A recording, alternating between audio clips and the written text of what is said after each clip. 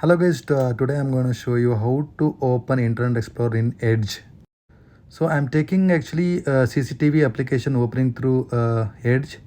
So basically CCTV need Internet Explorer, but so which in my case it's not working. So what I've done, so I'll just went to the Edge and I'm trying to access. So it's asked me to install one of the uh, components. So I just installed it.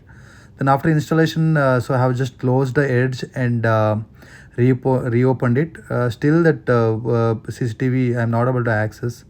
Basically issue with the browser. So many of the applications like VM or any HP old switches, everything, so it won't open with the Edge. Actually it won't support flash player or something like that. So that's the reason it won't work. So what we have to do, we have to set as a default browser settings over here.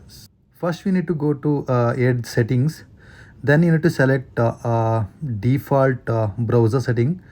From there you have to mention the add option is there, so there you have to mention your default browser as your whatever the IP is there. I mean, if you are having camera IP, so just add the camera IP, or any other application like any other device IP, just add it and close the browser.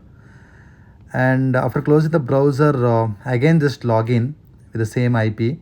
So when you hit enter, so it will pop up like it's opening with IE mode.